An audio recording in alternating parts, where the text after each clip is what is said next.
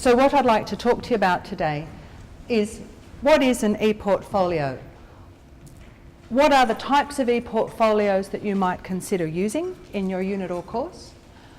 What do ePortfolios do from a learning and teaching point of view? How can they improve your learning and teaching?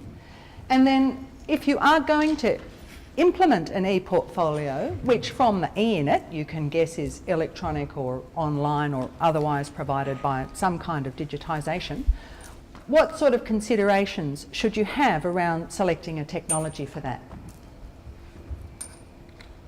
All right, this is the first quiz. Now you can yell out, or you can raise your hand, or you can remain in dignified silence. It's up to you. Here are 5 options, A to E, and for any of you who have been to my ePortfolio webinar, you're going to be experiencing some deja vu. iPad ePortfolio, blended ePortfolio, a learning, a showcase or a structured ePortfolio. How many of those are actual ePortfolio distinctions? Come on, show me again. Interesting. You've been to the webinar, haven't you? Yeah. Yeah, look, ePortfolios, they could certainly be on an iPad, but when you're thinking about that, that's more a terminology that describes the technology that's presenting the ePortfolio. And you can have a blended portfolio, but that's more about the mode in which the portfolio is presented. The 3 types at the bottom are all types of ePortfolios that focus on a specific outcome for your student. These definitions, these 3 types that I'm talking about here, are from an EDUCAUSE article, which I think is on the Quilt website. And on the Quilt website, you'll also find a great article that Lene and Dennis put together, which chunks the ePortfolio types down even more into more distinct subtypes.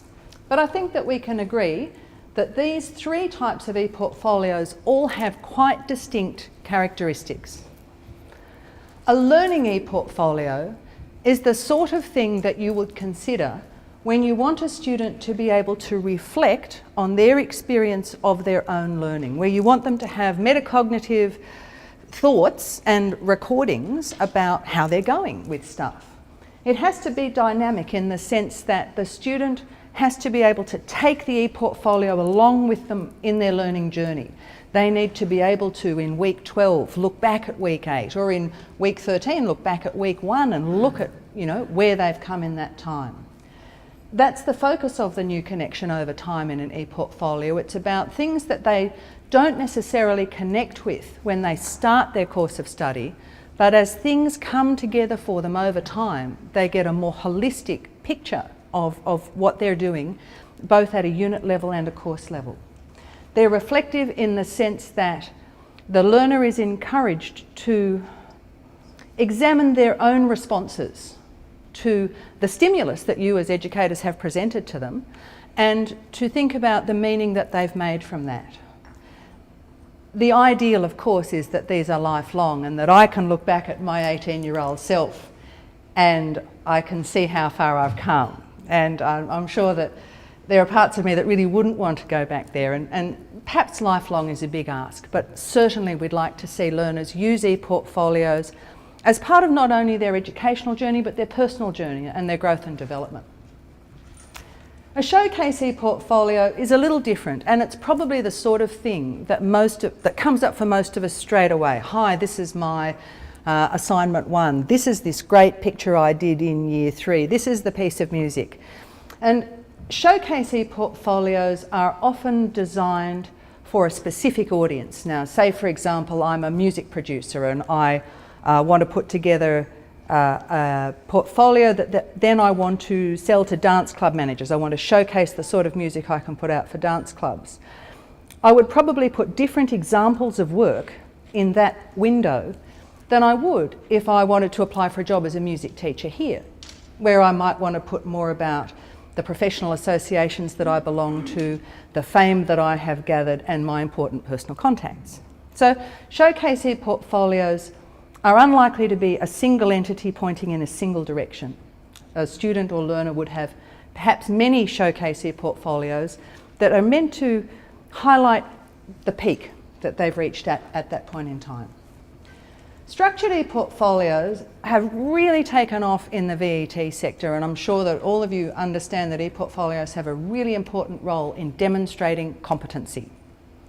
So a structured ePortfolio may be a way of achieving accreditation, for example, where you have to show examples of work that indicate that you've reached required standards. It's something that, rather than looking back over what you've done, you're looking forward at what you need to do. So say I'm a builder and I'm at TAFE and I need to show that I know how to attach a roofing joist at the correct angle. I'll need to make sure that I plan and capture evidence of that, and I know that that's what I need to work on. I need to work on getting that roofing joist attached at the right angle. It's not about how I feel about it, what I think about my metacognitive properties, or what the employer is going to think of what that looks like. They are often career-oriented. So for people who have attended the webinar, you'll know that what I'm going to ask next is, what other things can you think of that might go into each of those columns? What other things would be important about a learning portfolio? A lot of dignified silence. Something that might be important in a learning portfolio is privacy. So if a student is going to go inside themselves and to be vulnerable and to really deeply open themselves to their experience, they're probably not going to want that on Facebook. They're probably going to want to control access to that information, and they may not even want to show you, the lecturer. So privacy is something that might be important to consider there. What about a showcase ePortfolio? If I've got a whole lot of really nice artwork, what do I want to do with it? I want to share it. I want it to go viral. I want it to be Tony Abbott doing the happy dance like this with Christopher Pine. You know, I want it to get out there. Shareability is really important for a showcase ePortfolio. What about a structured ePortfolio? What do I need to do if I'm at TAFE and I've got a 6-month Cert 2? I need to be able to go back and edit it at different points in time as I finish my Cert 2, move on to my Cert 3 and establish further competencies. So you can see that this is a quite meta-chunked view of things, and that you can go down into it a lot further. All right, so now there's a test. I'm sure you'll all enjoy this. I'm going to show you an ePortfolio, and I'd like you to think about which kind of ePortfolio I'm showing you. All right, just take a minute to have a look at it.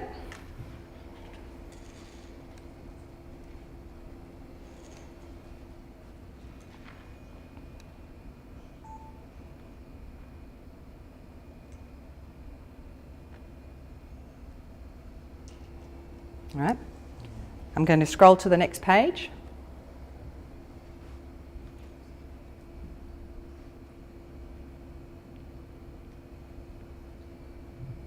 Have any thoughts?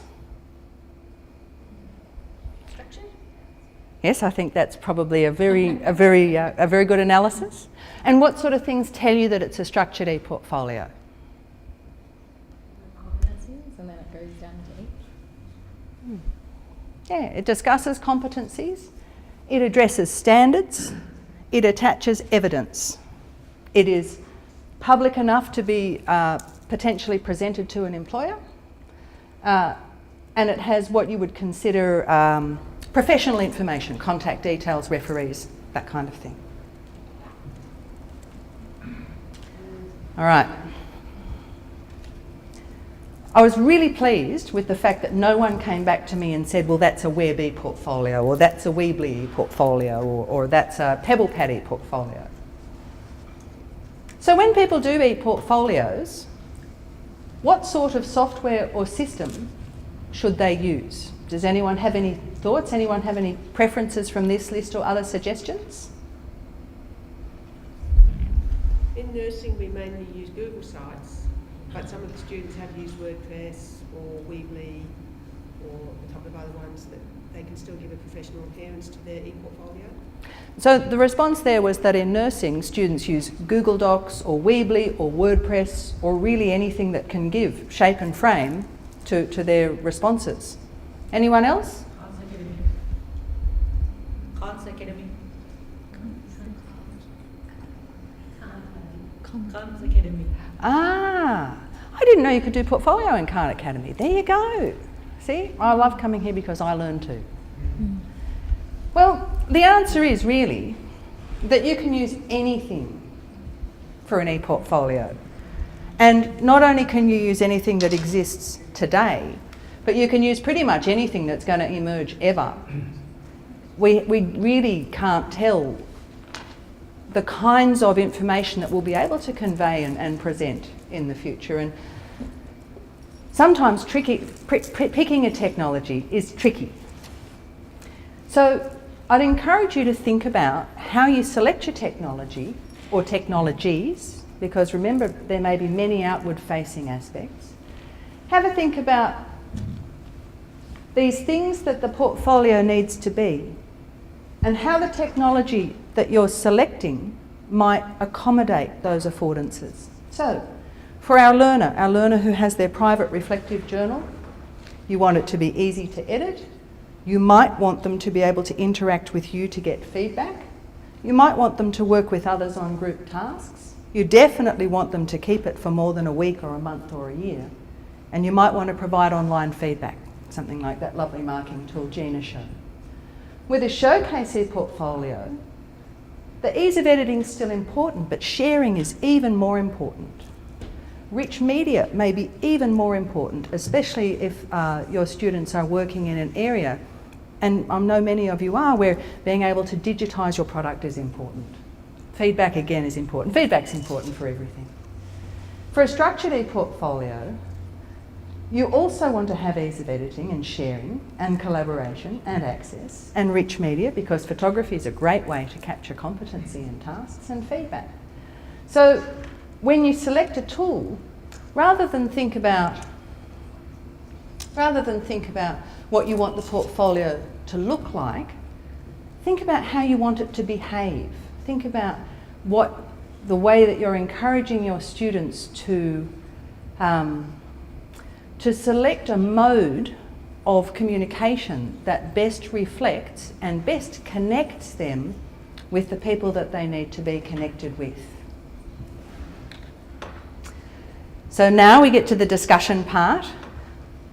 For those of you that have a smart device that connect to Wi-Fi, I've set up a quiz. Now it's not really a quiz, it's a feedback gathering exercise.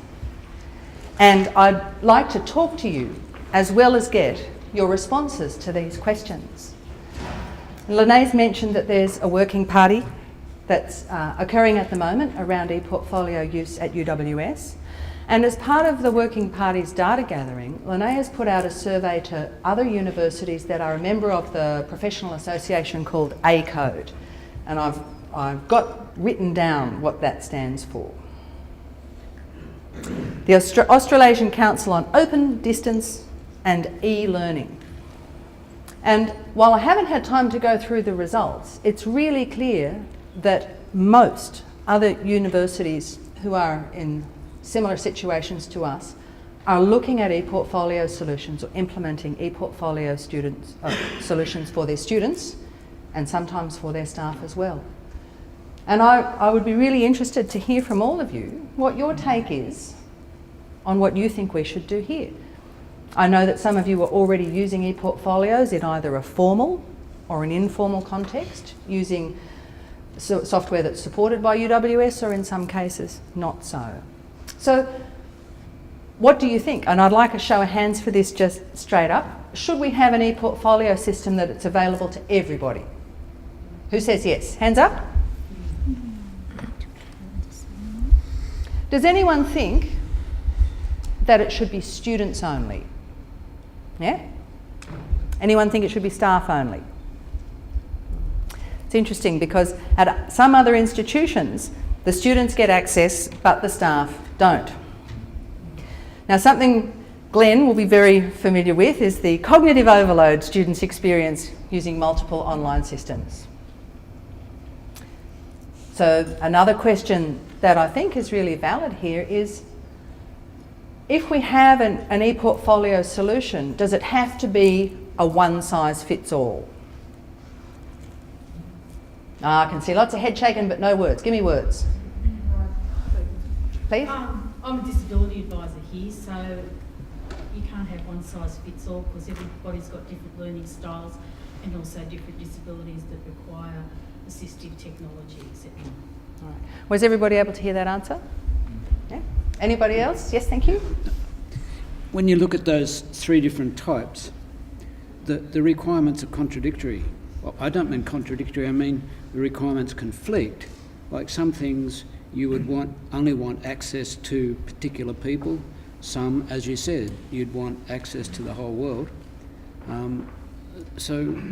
You can't have one system unless it's got the flexibility to set it up how you want it. There actually is a system. I mean, mostly ePortfolio systems are looking at having that sort of flexibility. Yeah. And the system, I mean, just as an example, Mahara, which is an open source ePortfolio solution, it has that flexibility. It's basically a repository where students can store their artefacts. They can also run, have journals and reflect on what's going together. But they also create things like pages or views where they collect that information and they can then release that specifically to groups. Yeah.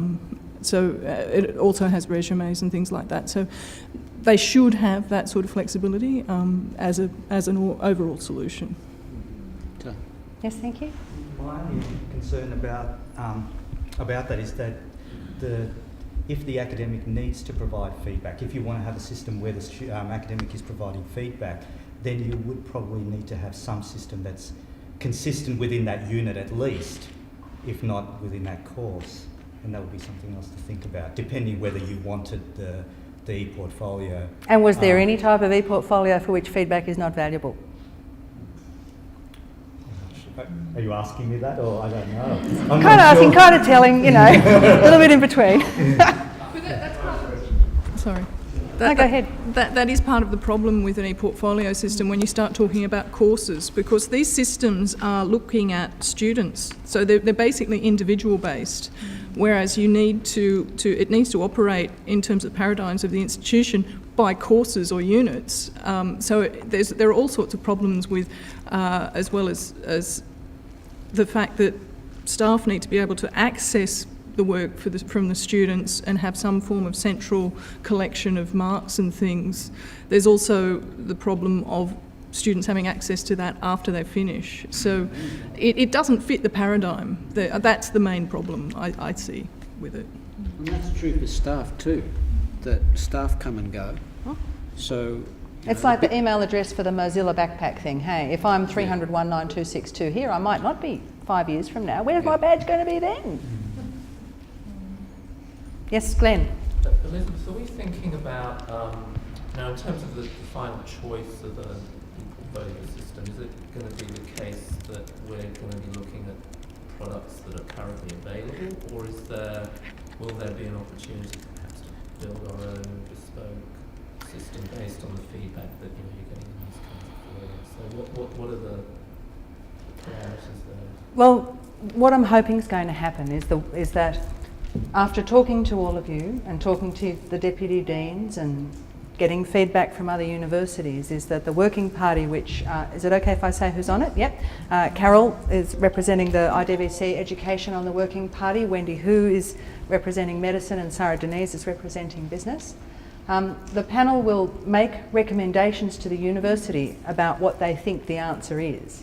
And I think then there are a number of layers of management that recommendation needs to go through. And one of the reasons why I'm talking to all you lovely people today is that it's really important that while there's no one size that fits all, it's important that there is a solution of some kind, and by a solution, please don't think I mean a technology. I mean a conceptual approach that we can take that will accommodate those diverse needs, personal needs, learning styles, privacy, shareability. But as any of you who have tried to implement an ePortfolio solution knows, The more flexible the product, the more complex. And when students are already using another bunch of complex products, some of them don't want to learn another one. Kashmira. I think like the whole question goes to how long you want to make it available and for what purpose.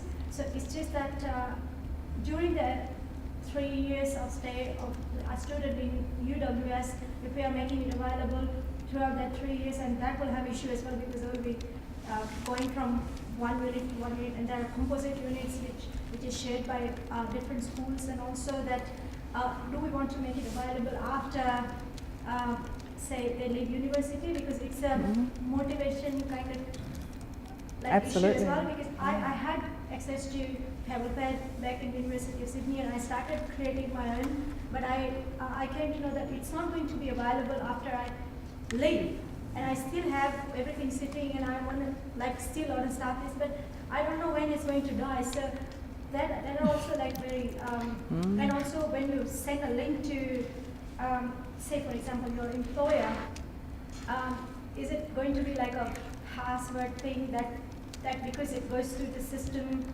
server and all sorts of things, and even for the staff. So how long you are going to make it available, and then what purpose, like what is the main aim or goal to how it is to be used, because there are like hundreds of places that people can use it. And it's all very well to be able to export your stuff in HTML at the end of your degree, but then you've got a whole lot of HTML stuff that doesn't integrate with whatever you're then working and creating on. And Yasmin will know that in a school where where ePortfolio is being integrated across units and across courses with the idea of that holistic spine, that there are challenges to even allowing students to draw in different things from different areas that aren't all part of a unit site. Technical difficulties, like say for example, I was a student and a staff, so I had a student ID as well as I had a staff ID, and I had like kind of two ePortfolios that I couldn't by any means merge them, and telling them that I am like kind of like both, and it was a nightmare because then you can't do it like twice everything and then link, and then you have to say go on this page there again. It's like a high maintenance girlfriend, isn't it? You want to share? From both the student and the staff perspective, it would be useful to consider a module of introduction that talks about what the ePortfolio is, what it's intended to do, when it's available. You might even regularize the time periods during which students are expected to make contributions, and that way you can timetable staff support during specific moments in the calendar year. And then of course you do have to address the issue of having created this, how do I get to use it after I leave, as has been mentioned. And, sorry, go ahead, Ginny. I think in the School of Business, probably at this stage, we would like to focus on either learning ePortfolio or structured ePortfolio. We thought it's our role to assist students in recognizing and building the ePortfolio. We actually focus on the process rather than product. Because personally, I feel for showcase ePortfolio, there is one top layer of functionality is personalized. It's like a Facebook photo, so superficial. Yes, but they should be able to personalize. And like we know, if we apply for different jobs, we need to rewrite our resume.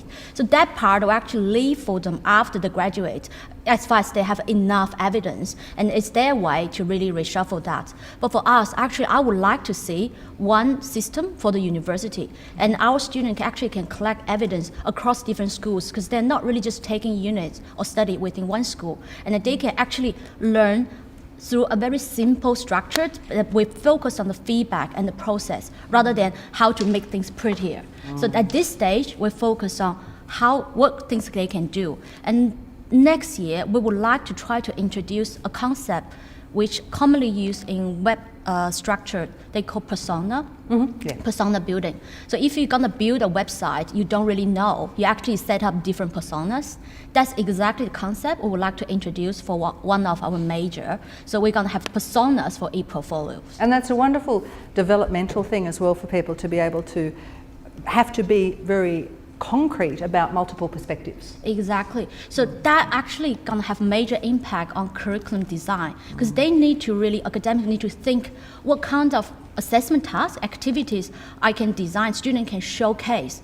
If they only design quizzes, exams, or really heavily dented essays, there's not many things they can showcase by the end of the degree.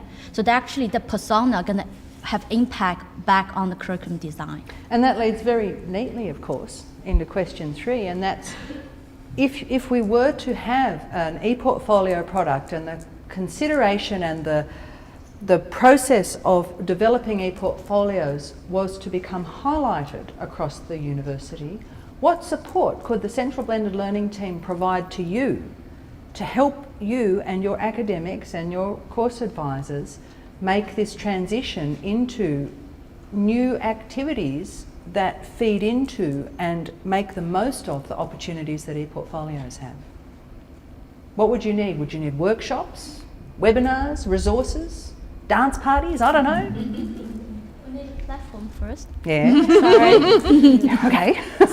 Changing assessment is a difficult task because then you have to go through approval as well as, I know that I have suggested quite a few different kind of assessment and people still sticking to like essays and things, and I'm not against essays, but what I'm trying to say is that people feel safe in traditionally proved, and so they know that if they have 30% essay, nobody will question in teaching it, and it will go through teaching and learning committee and approval committee and all sorts of things. But anything new that they are going to adapt, say for example, creating ePortfolio, 20% of your total marks and things like that, it's going to be seen as kind of a risk in going through the process. So what I'm hearing from you is that education for higher levels of management about the worth of ePortfolios and perhaps examples or case studies of how they're valuable and why they are an important part of assessment might be helpful? Yeah, and convincing, because not only that you can say, like there are lots of research paper that says that this technique is good and this technique is good, and if you do this in classroom it's wonderful, but why we are not seeing it in classroom? It's just because that if there is a perceived risk of applying new techniques, new assessment, new things, and they think, because my SFU will go down, or whatever that is. So so whole measurement thing and all the factors attached to how it is seen and perceived, because when you make changes, people may not like it.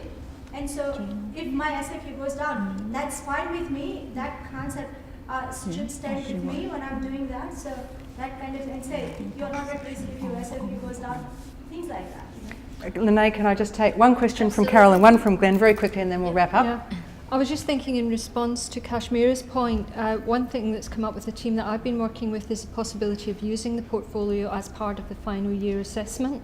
So that can actually work as part of the curriculum design and a curriculum mapping process where it helps to integrate the evidence in the portfolio with all the assessment throughout the programme, and it might even drive things the other way around. So if you start from your graduate learning outcomes and work backwards, what evidence do you need in your portfolio? And that can then say, well, writing essays for 4 years is not going to do it.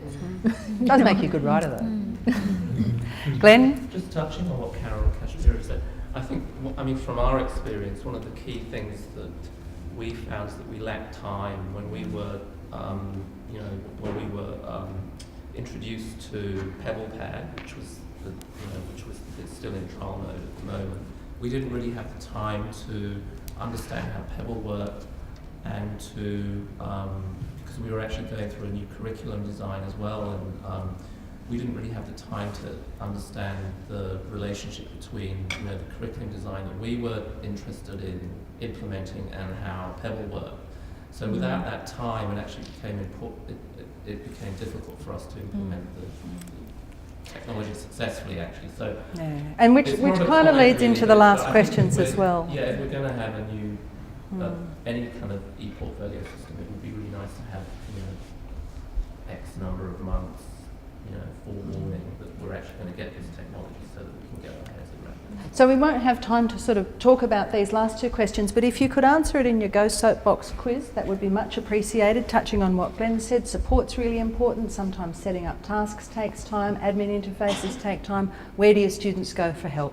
We'd like to hear more about that, and thank you very much.